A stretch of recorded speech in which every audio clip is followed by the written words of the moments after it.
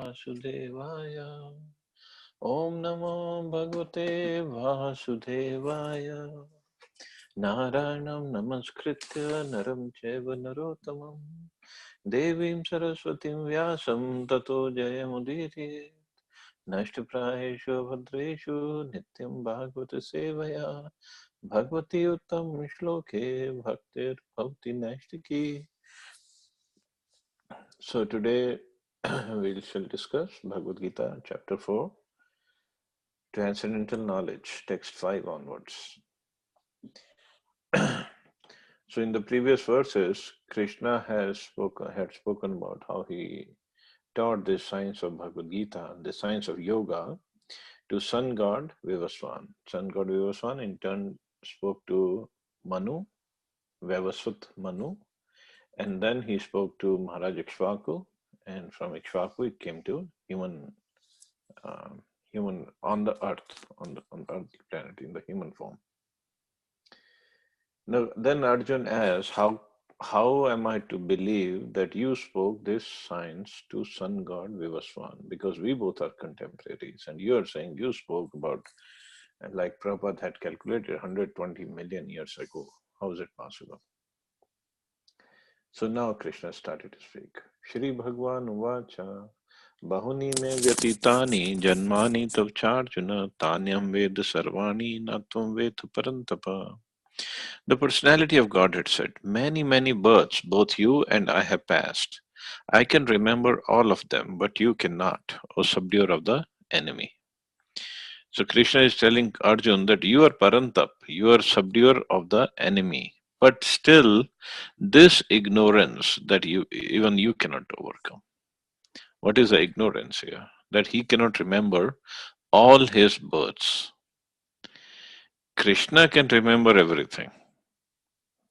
Why? The answer is given in the purport by Prabhupada.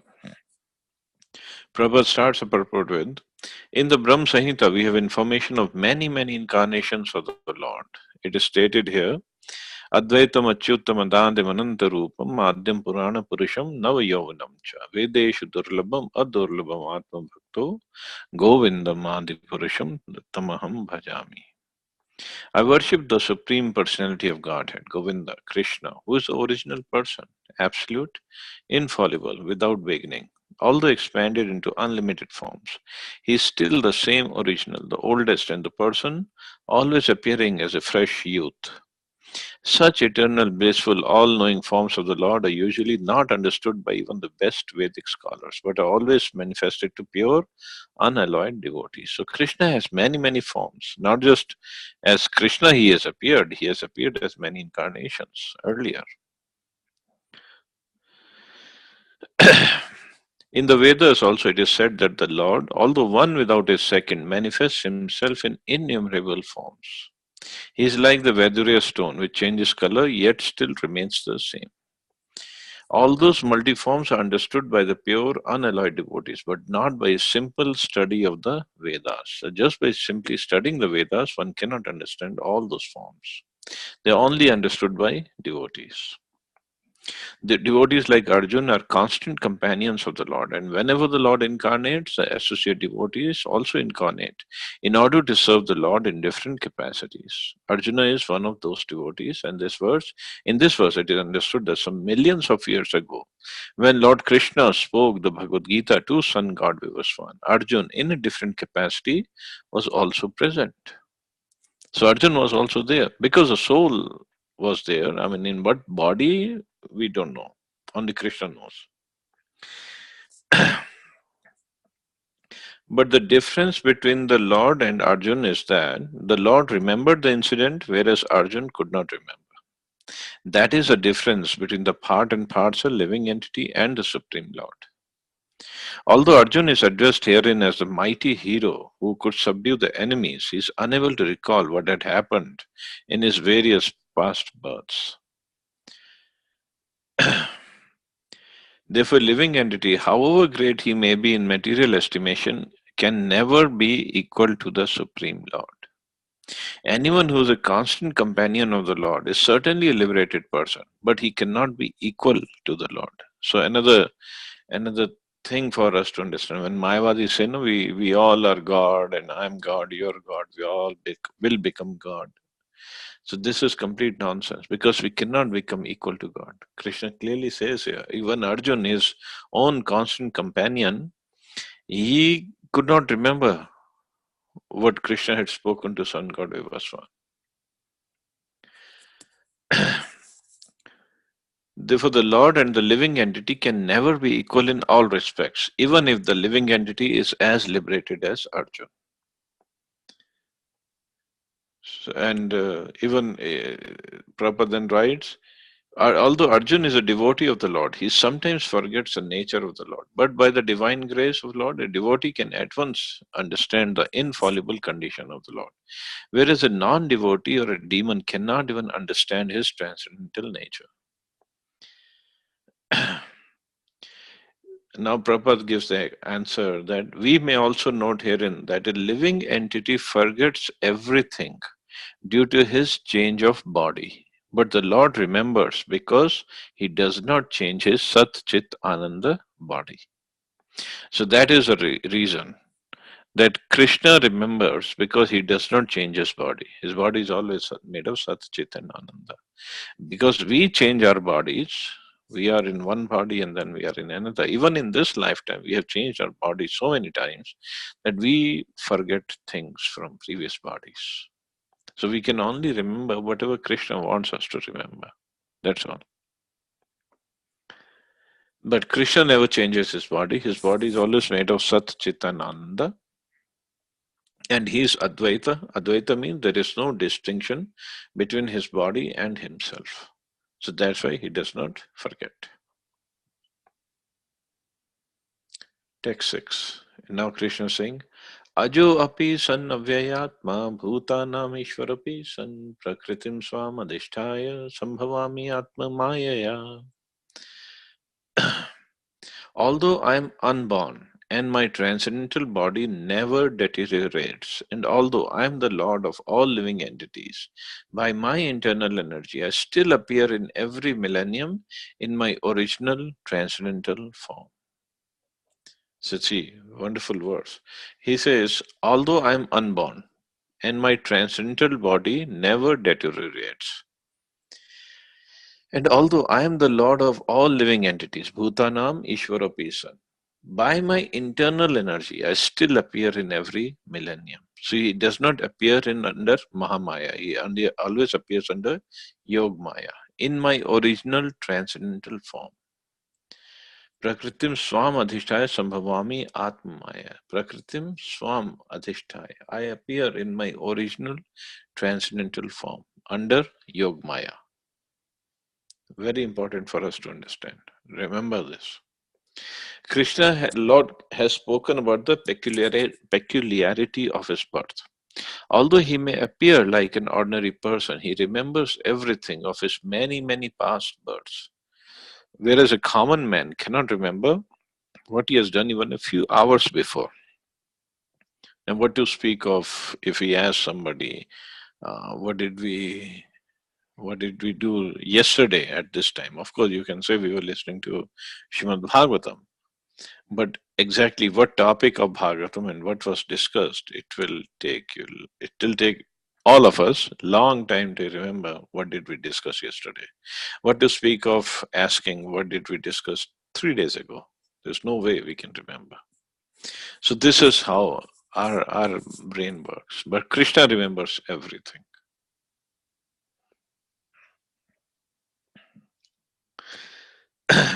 Then again, the Lord explains his Prakriti or his form. Prakriti means nature, as well as Swarupa or its own form. The Lord says that he appears in his own body. He does not change his body, as a common living entity changes from one body to another. The conditioned soul may have one kind of body in the present birth, but he has a different body in the next birth. In the material world, the living entity has no fixed body but transmigrates from one body to another. But the Lord, however, does not do so. Whenever he appears, he does so in the same original body by his internal potency. So, very important for us to remember.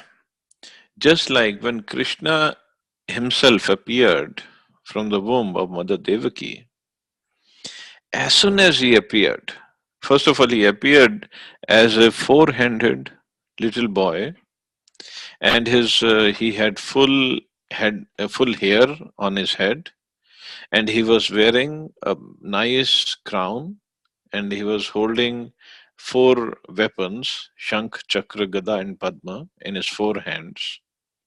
He was decorated with lots of jewels. So this is how he appeared from the womb of Mother Devaki. And as soon as he appeared, little boy, very little baby, he and Vasudev Maharaj picked him up. So Krishna told him about three births back that you were Sutapa and Vrishni, I think, and you did no, Drona and Sutapa. You did this tapasya, and then you desired me to have your son. So three births I have had taken as your son, and now this is my third birth. And now you please take me away from here, take me to Gokul. So Krishna spoke as soon as he was born. Of course, because of love of Mother Devaki, Devaki said, please transform yourself in two-handed form, because four-handed form baby I've never seen. Or whatever her reason was. Her reason was also like, if Kansa sees you in four-handed form, he'll definitely understand that you are going to kill him. So he will kill him. Because Devaki had lost her six sons before, and she didn't want to lose uh, this son. And seventh son was a miscarriage. According to her, it was miscarriage, but it was Balramji who got transferred to the womb of Mother Rohini. So eighth son, and she didn't want to lose him, and then she said, better you change to two-handed form. And Krishna did. So how many babies we have seen who were born like that, who speak such nice philosophy as soon as they were born, or they were born wearing so many jewels and so many weapons in their hands. I'm pretty sure if any baby is born like that, the mother would get a heart attack. But not Krishna. That's why Krishna, when he appears in his own internal potency, by his own internal potency, and in his own transcendental form, he appears. That's the difference.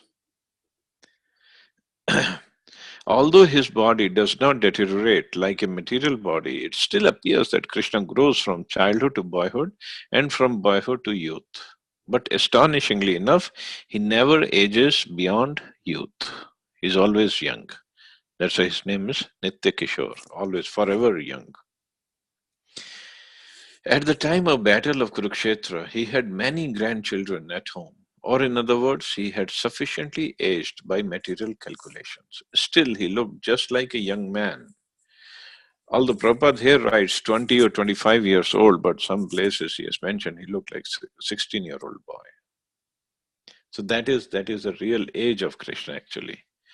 Um, it's actually, if I remember it right, 15 years, 11 months, or some days, something like that.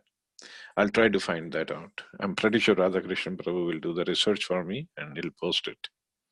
And then there is particular age of Srimati Radharani also, and she never grows older than that, beyond that. Prabhupada writes, we never see a picture of Krishna in old age because he never grows old like us, although he is the oldest person in the whole creation, past, present, and future. So another important thing, Krishna never grows old beyond that. We never see a picture or painting of Krishna as old man. And that's why it's very funny in Christianity when they show the God as a very old man with long beard, wearing long white robes. Why God has to look like an old man? And even if they show God as a very old man, they don't show him aged beyond, say, maybe 120, 130 years. If he's oldest, why don't you draw him old as like a million years old person? Because we cannot even imagine that kind of person. And because we think 120, 130 years old person is really, really old, and that is how old God should look like, they draw him like that. But they don't understand the position of God. He never grows old, although he's the oldest person. Because he is the true form of Sat, Chit, and Ananda. So Sat means eternal, Chit means knowledge, Ananda means bliss. For one to be really happy, to really enjoy, he is a original enjoyer of everything. And to really enjoy, for boys, that is the best age of 16 years old. That's when they enjoy the most. If there are no school or colleges. But Krishna, when he went to school also, in 64 days he learned everything. So for him it's not a big deal. So so that is the age for complete enjoyment, youthfulness, and lots of energy. So that's why Krishna never grows old beyond that. And he looks good also. But other but people who interpret in their own way, who speculate, they don't understand. Although Krishna is the oldest, but he doesn't grow old. Neither his body nor his intelligence ever deteriorates or changes. Therefore, it is clear that in spite of his being in the material world, he is the same unborn, eternal form of bliss and knowledge, changeless in his transcendental body and intelligence. That is Krishna. The Lord is conscious of all of his previous appearances and disappearances, but a common living entity forgets everything about his past body as soon as he gets another body. So sometimes we we get to remember some things of our past life, sometimes, but that's rare. It's not a general rule. Then proper writes a question may be raised: why the Lord appears and disappears in this world? So then comes the text 7, which is 7 and 8 are like everybody knows these verses. यदा यदा हि धर्मस्य ग्लानिर्भवति Bharat अभ्युत्थानमधर्मस्य तदात्मानं सृजाम्यहम्. Whenever and wherever there is a decline in religious practice or descendant of Bharat and a predominant rise of irreligion, at that time I descend myself. Tadatmanam srijamiham. So that's the word. Srijami is used here. He does not say, I take birth. I srijami, I appear. Or I descend myself.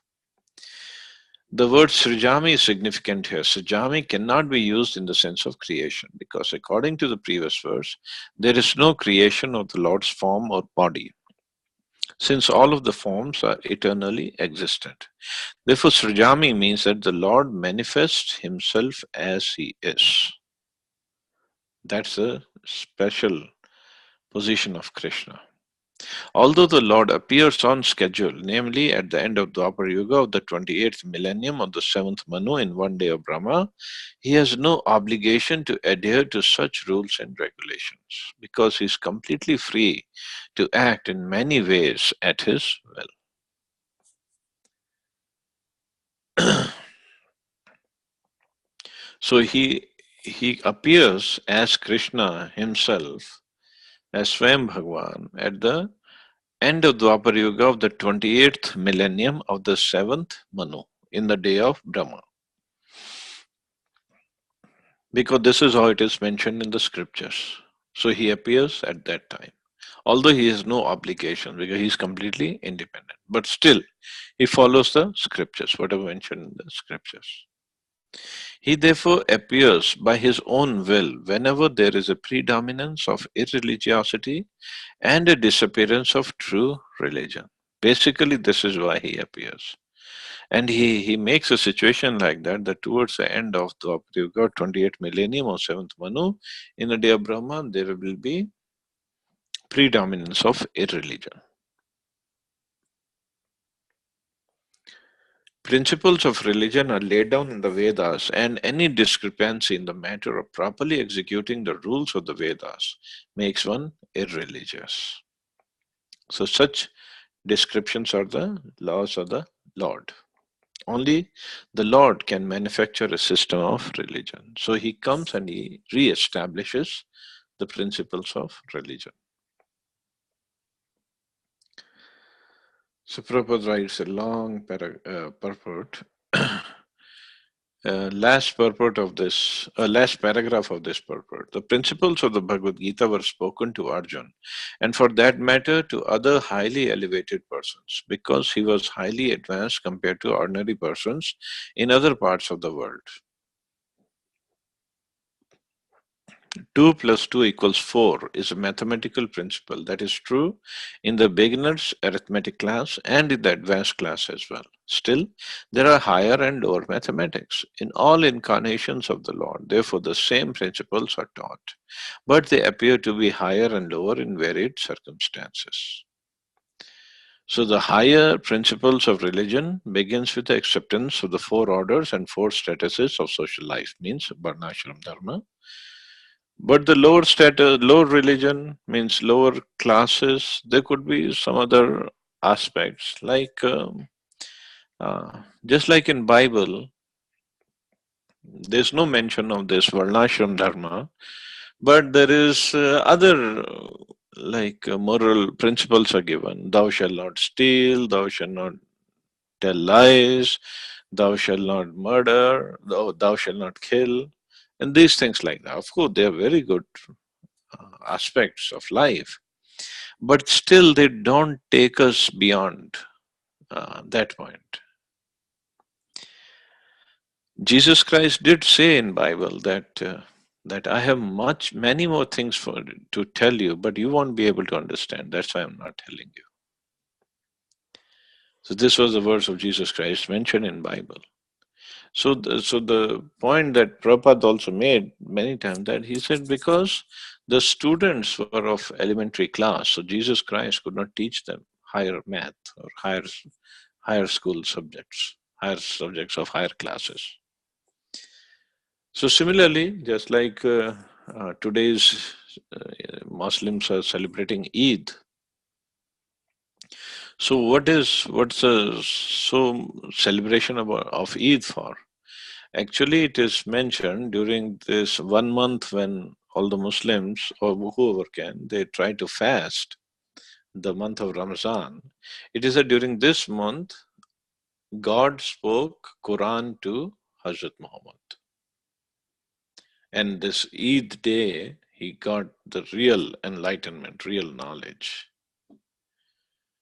And that's what they celebrate. So, but even in Quran, if we look at, it's not that everything is given in so much detail as in the Vedic literature, or description of the form of God is given. It's not given in that much detail. Although it's a holy book, Hazrat Muhammad was not an ordinary person, and he didn't get ordinary message, and he did not give out ordinary message. It's a holy book, and so many people follow it. But still, the details, as much as details are given in Vedic literature, Srimad Bhagavatam, Bhagavad Gita, that much detail is not given in those books.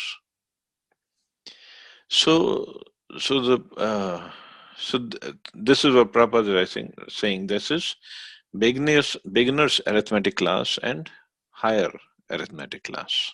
There's a difference. Although 2 plus 2 is equal to 4 in both the classes, so that holds true everywhere. So, but Krishna, either he appears or he sends his representative. But here we are talking about why he appears. So basically, he appears to re-establish the religion. Although other places acharyas have mentioned, even this is not the right reason for Krishna to appear. He does not have to come to re-establish the religion. He can get it done through any of his devotees, any of his followers. That's not for him to come for. I mean, this is not the reason the Supreme Lord, Swayam Bhagwan himself, would come to earth. Then there is text 8. Paritrana hai sadhu nam vinashaya cha dushkritam dharma sanstapna arthaya sambhavami yuge yuge. Again, the word here is used sambhavami. Previously, the word was srijami, means he appears. He doesn't take birth. To deliver, to deliver the pious and to annihilate the miscreants, as well as to re-establish the principles of religion. I myself appear millennium after millennium. According to Bhagavad Gita, sadhu is a man in Krishna consciousness. A person may appear to be religious, but if he has the qualifications of Krishna consciousness wholly and fully, he is to be understood to be a sadhu. And dushkritam applies to those who do not care for Krishna consciousness. Such miscreants or dushkritam are described as foolish and the lowest of mankind, even though they may be decorated with mundane education. Whereas a person who is 100% engaged in Krishna consciousness is accepted as a sadhu, even though such a person may be neither learned nor well cultured. So, person who is in Krishna consciousness or engaged in Krishna consciousness, he should be considered as sadhu. And here in this verse, according to this verse, Krishna comes to protect all these sadhus and annihilate the miscreants.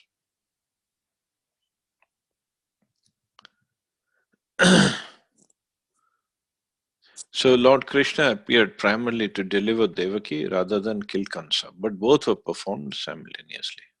In fact, it's funny, even prayers of Queen Kunti, we were reading for the past 2, 3 days, she is also talking about unborn taking the birth. And why he takes the birth, she gave, and she is saying that you appear in different species, acquired, sometimes aquatic, sometimes animals, sometimes human beings. And she's also talking about this. It's such a coincidence. These verses are coming here now in Bhagavad Gita also. Why he appears. And then Prabhupada writes, there are various kinds of avatars such as Purush avatar, Guna avatar, Leela avatar, Shaktavish avatar, Manvantar avatar, and Yuga avatars, all appearing on schedule all over the universe. But Lord Krishna is a primeval Lord, the fountainhead of all avatars. Lord Shri Krishna descends for the specific purpose of mitigating the anxieties of devotees. So this is the real reason for Krishna to appear. To mitigate the anxieties of the pure devotees who are very anxious to see him in his original Vrindavan pastimes. Therefore, the prime purpose of the Krishna avatar is to satisfy his unalloyed devotees. So that's what the acharyas say when Krishna says Paritrana Sadhunam, means to protect my devotees. They say, nah, this is not the purpose for Krishna to come. Because his devotees are always protected by his Sudarshan Chakra. And then he says, oh, to annihilate the miscreants. They say, no, even not for that. Like the killing part, whenever all the demons were killed when Krishna was here, they were not killed by Krishna. They were killed by the Vishnu Tattva within Krishna, the Vishnu form, which was in Krishna. Krishna never killed any demon because he was here to enjoy the the milk and the yogurt and the butter of Brajvasis. He was here to play on his flute, enjoy with the gopis, and play with his cowherd boyfriends, and just taste the love of Mother Yashoda. So that was his main reason, not for killing purposes. Killing was done by Vishnu. In fact, when Krishna was 6 days old, and Putna had come to the house of Nanda Baba and Yashoda Maya to kill Krishna, because this was decided by Kansa and his parliament that Putna would go around and kill any baby who is 10 days old, 10 or more days old. So she was going all over places, and then finally she entered Gokul, where Krishna was there at the house of Nanda Baba. So, and then Putna took the form of a very beautiful lady, although she was a Rakshasi, but she took the form of a beautiful lady and she entered the house. And that time, Yashoda Maya, Rohini Mata, the ladies were there in the house, and then she was taken. Putna was taken to the inner chambers where Krishna was there in the bed, lying down. So when Putna entered that place, and Yashoda Maya and Rohini Mata, they just trusted Putna because she had taken the form of such a beautiful lady, and they just trusted her blindly that she is here just to feed our Lala some nice milk. So Putna entered that room, and as soon as Krishna saw Putna coming, Krishna closed his eyes. Now, Acharyas are given different reasons why Krishna closed his eyes. Just one act of Krishna closing his eyes. Different Acharyas have different realizations. So, one somebody said Krishna closed his eyes because he basically wanted to give Putna the assurance that you come and pick me up. Or some said that he closed his eyes because he was thinking, see, when I came as Ram, I also had to kill the first demon who was a woman, Tadka. And now here in Krishna Avatar, I have to do the same thing, kill the first demon as who is a woman, Putna. And this is against the religious scriptures because this is against the Vedas. Vedas say, uh, small child, old man, woman, Brahman, and animals, they should not be killed. But Krishna said, I have to break my own religion principles. And then again, why he closed his eyes? He closed his eyes to see, okay, he saw Putna is coming with the intention of killing him. But he was still trying to close his eyes and see if she has done any pious activity. So he could give her some benedictions. And then why he closed his eyes? Somebody said he closed his eyes because he was trying to call Shivji and Vishnu. Why Shivji and Vishnu? Because Krishna knew Putna had come and she had smeared very, very potent poison on her breast. So he was calling Shivji that Shivji, you come, you drink the poison. This is your job to drink the poison because he had drank the whole ocean of poison. And then he summoned Vishnuji that you come and you kill Putna. I'm not here to kill Putna. I'm here to drink her milk. I'm here to accept her service as mother, her, her intentions of serving me as mother. I'm here to accept that. Another reason why he closed his eyes. It is said that Krishna's two eyes are sun and moon. They represent sun and moon. So both the eyes, they thought Krishna is going, and actually, the way of going to heaven is either through sun or moon. So sun and moon, they thought this is such a big Rakshasi, we are not going to let her go to heaven through us. So they themselves closed, the eyes got closed. She is not going to go to heaven. If Krishna wants to send her to any other place, he can send, but we are not going to let her go to heaven. So another reason why he closed his eyes. So many reasons are given. But this is what Krishna does when he comes. He wants to perform his special pastimes with his devotees, and he's there to satisfy his devotees. He's not here to kill the demons. And of course, when Putna picked him up, and then the whole details of the pastimes happen. So we will not go over that because we have to cover Bhagavad Gita. We are not in Bhagavatam right now. But his prime purpose is to satisfy his unalloyed devotees. And another reason for him to appear is to give for the future devotees to come, to give them lots of stuff to talk about, lots of pastimes that they can talk about and relish, get purified, and get eligible to go back home, back to Godhead. Because if there are no pastimes for us to discuss, then the life will be very, very boring. So much philosophy. I don't think how much philosophy we can discuss every day. There has to be some pastimes. So this is what makes it interesting and makes it more sweet, more relishable. And that's why he comes and performs so many pastimes, so many different pastimes. And we can discuss them rest of the life. And there won't be end to it. Text 9. And then Krishna says, Janma karm chame divyam evam yuveti tattvataha tyaktva punarjanma neti mameti swarjuna. One who knows the transcendental nature of my appearance and activities does not, upon leaving the body, take his birth again in this material world, but attains my eternal abode, O Arjuna. So here again, Krishna, Jan Karam Chame Divyam. They are transcendental. My appearance and my activities. And all one has to do is know them in truth. That's all. And that's one who knows them. He does not, upon leaving this body, take birth again in the material world.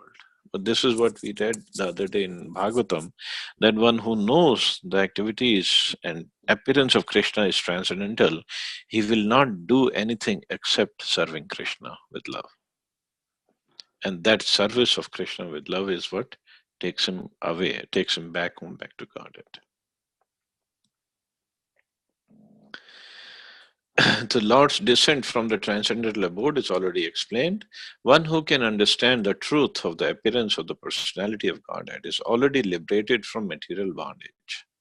And therefore he returns to the kingdom of God immediately after quitting this present material body. And in fact, knowing the truth, knowing these activities in truth, later on in, I believe it's in 18th chapter, Krishna says, Bhaktya mama bijanati. Only by bhakti I am to be known. Even to know him, we have to have bhakti. So what to speak of after knowing him, when we serve him with more bhakti, more love, that's why our purification keeps on happening. We develop more and more love for Krishna. So long purport. Prabhupada then rides towards the end. One can attain the perfect stage of liberation from birth and death simply by knowing the Lord, the Supreme Personality of Godhead. And there is no other way to achieve this perfection. That there is no alternative means that anyone who does not understand Lord Krishna as the Supreme Personality of Godhead is surely in the mode of ignorance, and consequently he will not attain salvation simply, so to speak, by licking the outer surface of the bottle of honey, or by interpreting the Bhagavad Gita according to mundane scholarship. So simply by licking the outer surface of the bottle of honey. So this is what is compared to uh, mundane scholarship, mental speculation, and all that. Bhakti means opening the lid of the bottle of honey and tasting it, relishing it. So when we relish service of Krishna, hearing about Krishna, talking about Krishna, chanting Krishna's name, associating with devotees of Krishna, and other processes of bhakti, that is really relishable. That is really tasty. But of course, we taste doing gossiping more than anything else. That's our problem. Anyway, we'll not get into that. Text 10. Vitarag bhaykroda manmya mamapashita bhavo gyanta pasaputa madbhava mangata. Being freed from attachment, fear, and anger, being fully absorbed in me and taking refuge in me, many persons in the past became purified by knowledge of me, and thus they all attained transcendental love for me. So, being freed from attachment, fear, and anger. So, Prabhupada has explained these three aspects in his long purport.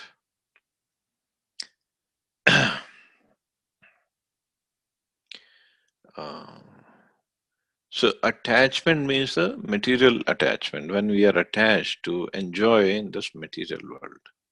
And then the fear. Fear is for uh, people, basically for jnanis, when they fear about taking a form again. Why taking the form again? They're fearful because they think that with the physical form that we have in the material world, it's always troublesome. We always have problems with this body. So they are fearful of when the scriptures talk about even after liberation, we have to have a form, a spiritual form. But they don't understand spiritual form is not same as material form. But for them, having any form is fearful, is very troublesome. So they're afraid. And then the third is freed from attachment, fear, and anger. Anger is for others because, and the Prabhupada has explained in this,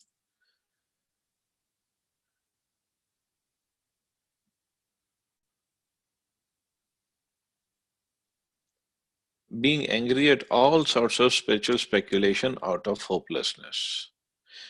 Because they cannot understand Krishna, then they get angry. This last class of men take to the shelter of some kind of intoxication, and their affective hallucinations are sometimes accepted as spiritual vision because they're just angry, angry at whatever the how the life is treating or whatever the uh,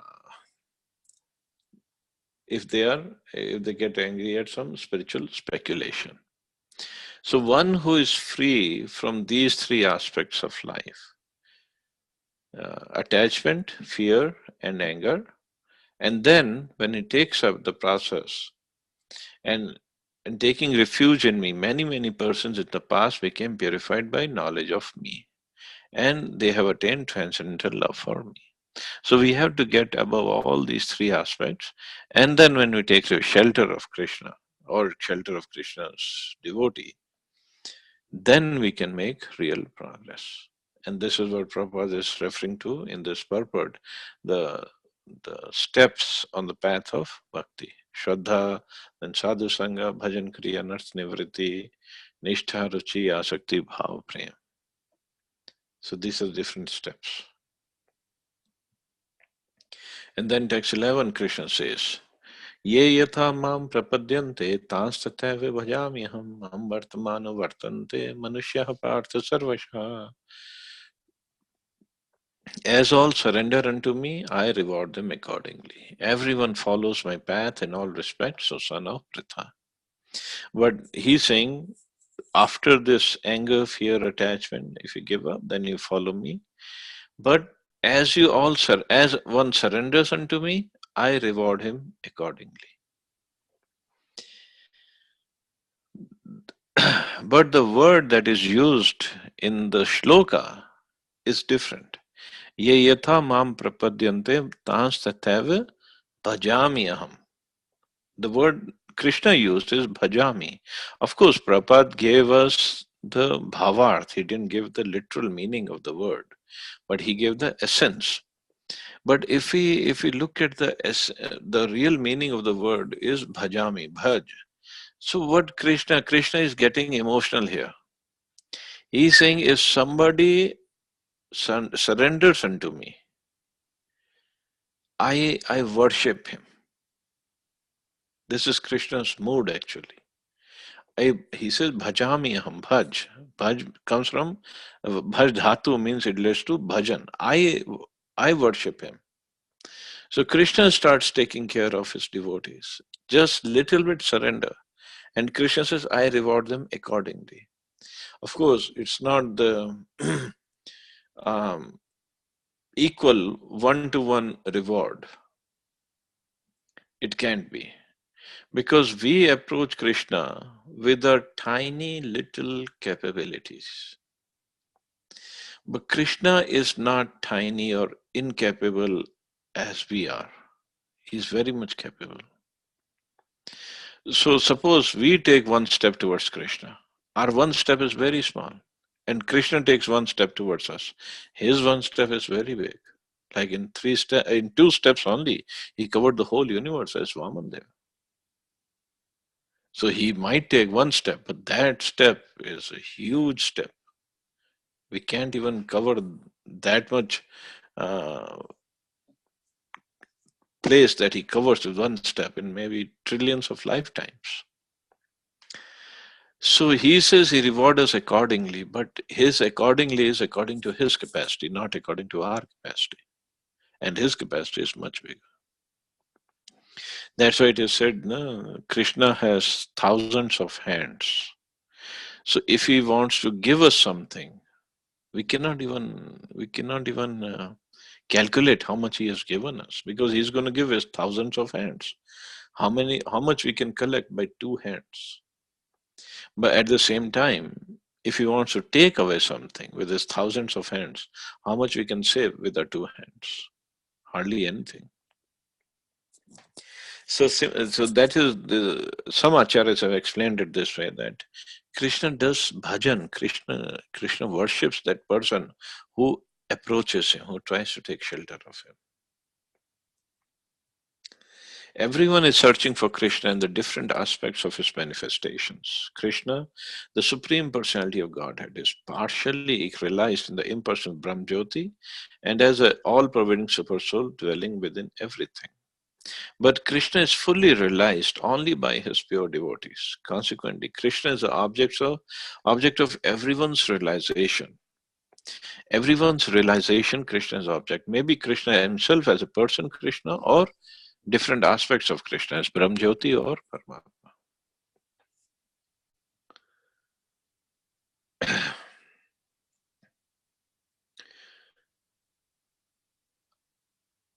Krishna consciousness, okay, Prabhupada writes, for those who are fruitive workers, the Lord awards the desired results of the prescribed duties as a Yageshwara, and those who are yogis seeking mystic powers are awarded such powers. In other words, everyone is dependent for success upon his mercy alone. And all kinds of spiritual processes are but different degrees of success on the same path. Unless, therefore, one comes to the highest perfection of Krishna consciousness, all attempts remain imperfect. So, highest degree is Krishna consciousness. But even the other aspects, also, if we approach, we are actually approaching him, but indirectly, no doubt about it. And then what about the demigods? Somebody asks, so demigods are your representative. What about them? So Krishna explains that in the next verse. कांक्षता कर्मणां सिद्धिं यजन्ते हि देवता क्षिप्रं हि मानुषे लोके सिद्धिर्भवति कर्मजा. Men in this world desire success and fruitive activities, and therefore they worship the demigods. Quickly, of course, men get results from fruitive work in this world. So the demigods, basically, they are Prabhupada, right? Actually, demigods are not different forms of God, but they are God's different parts and parcels. God is one, and the parts and parcels are many. So the demigods are caretakers of different universes, different departments in this universe.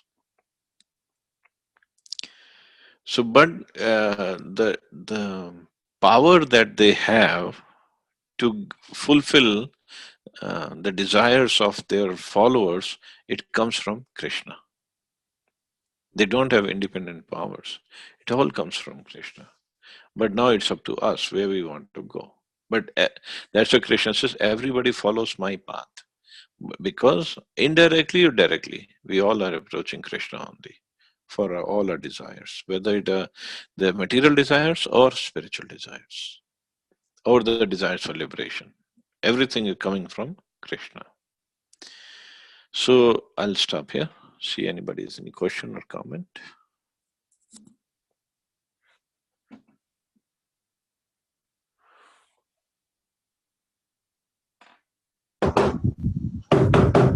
Hare Krishna Prabhuji. Hare Krishna. Oh, lots of noise going on in the background.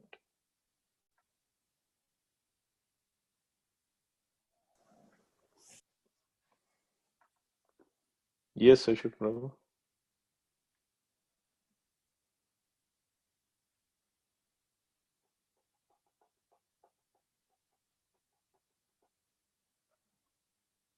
I guess he went into samadhi.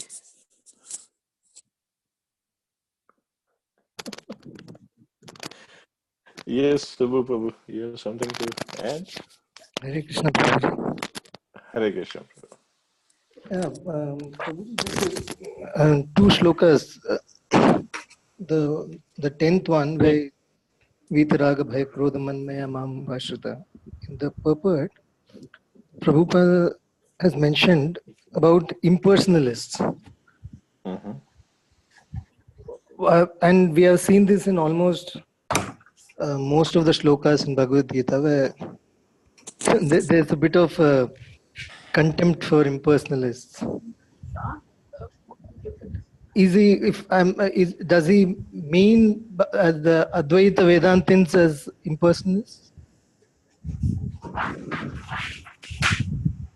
Uh, yeah, those who don't believe in the form of the Lord, or those who say it's ultimately He's formless, or Brahmvadis, those who But why say, does he say that? Because Adi Shankaracharya is known all in historically as the greatest of the human beings that was ever born, and he is a proponent of Advaita Vedanta, and he has written devotional texts. Probably nobody else has written as many devotional texts as Sri Adi Shankara. And in the same line, he's mentioned that impersonalists are materialists. Now you can call Adi Shankara anything but materialist. So why is that? There is a general contempt for the Advaita form of Vedanta. After all, everything leads to God. see, Advaitvadis, when they say God has no form, so basically they are only trying to get to the Brahman part. But that is when even Brahman part, if this, but the way they express is, he has no form, he has no hand, no legs, nothing. So even Chaitanya Mahaprabhu in Chaitanya Charitamrita it is said, Mayavadi Krishna Aparadhi, because they don't believe in the form of the Lord. Even Shankaracharya as such. Shankaracharya is Lord Shiva himself, but he was sent to propagate this philosophy for particular reason that we can, whenever it comes to that point, we can discuss. But the Vaishnavas, anybody like Madhvacharya, Ramanacharya, Nimbarkacharya, Vishnu Swami, or Madhvendra Puri, or that line, they have always refuted the philosophy of Advaitvadis. But So yes, Advaita started in around 500 BC, when Hinduism was at the lowest point, when Buddhism was taking over. And at no point, I mean, obviously, he has mentioned in Advaita Vedanta, has mentioned the Vyavaharika level as well as the Paramarthika level. So the formless part comes only after the Vyavaharika, the first stage ends. And even as per Advaita Vedanta, you're allowed to have the Shanmad, 6 forms of worships, till you reach a stage where then you realize God through the formless Nirakar, Nirgun method. But at no point he says that form is not allowed. It's just that it says that it's an intermediate stage. So, but yeah, but Prabhupada why has it seen is said that it's intermediate stage? no, we are Adi Shankaracharya. How can we, think Adi Shankaracharya was beyond our material and our intellect and mind? Uh, how the greatest of the acharyas, including Ramana Maharishi or Vivekananda, Ramakrishna, so many of them, they are even they Well, can't comment on that.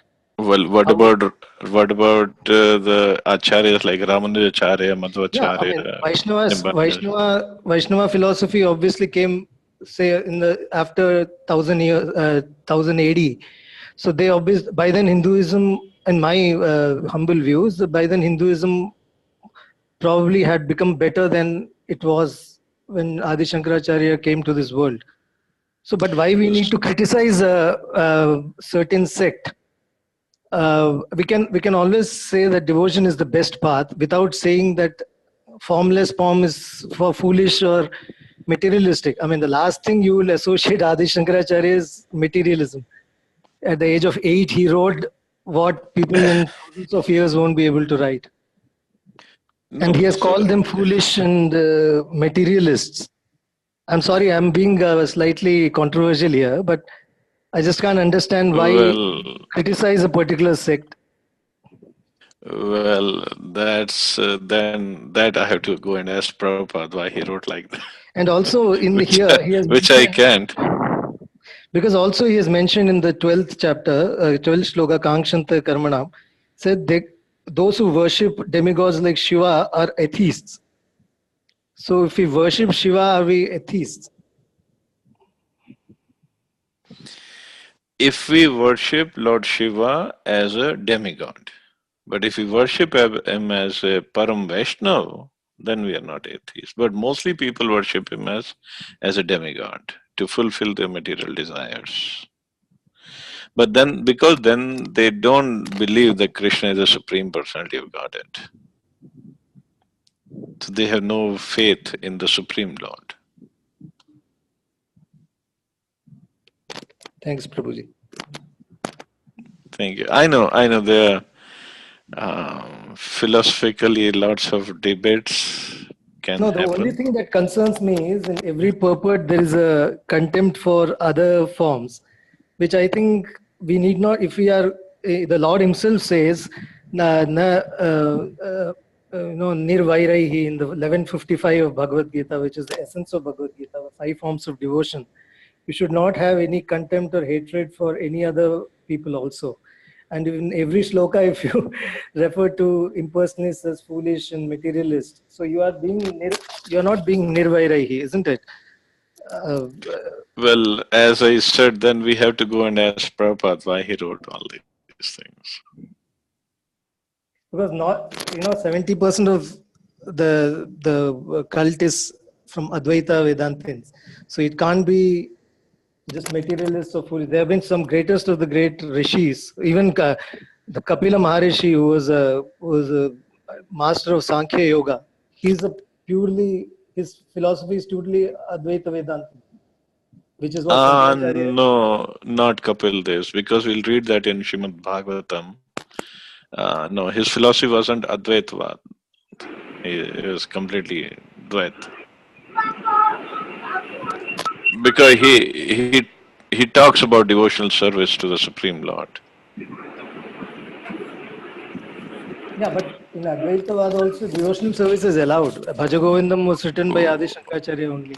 But Bhadgovindam was written as a towards the last, so it was beyond a Vyavharik or Paramartha level.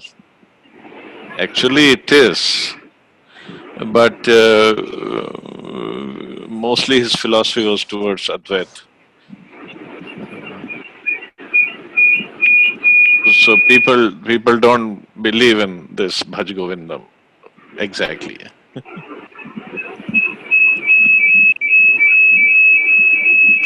Anyway, the devotees of this class, they are not really geared up towards this kind of discussion right now. Thank you, Prabhuji. Okay, thank you, Prabhu. Ashok Prabhuji, you were saying something before you went into Samadhi.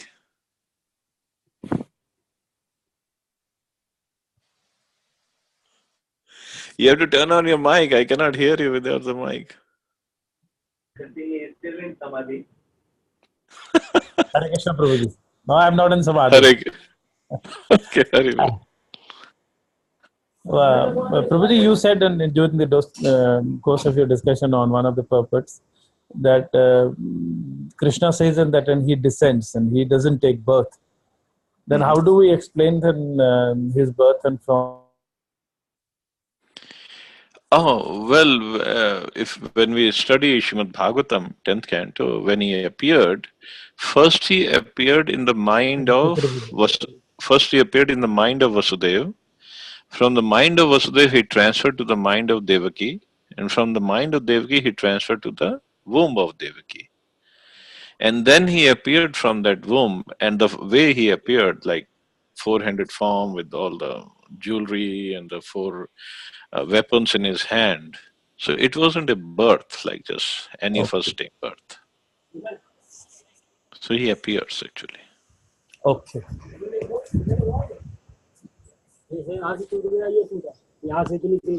Thank you, Prabhuji. Okay, thank you, Prabhuji. Any other question or comment? Hare Krishna, Prabhu, Dipanshu this side. Yes, Prabhu, Dipansh.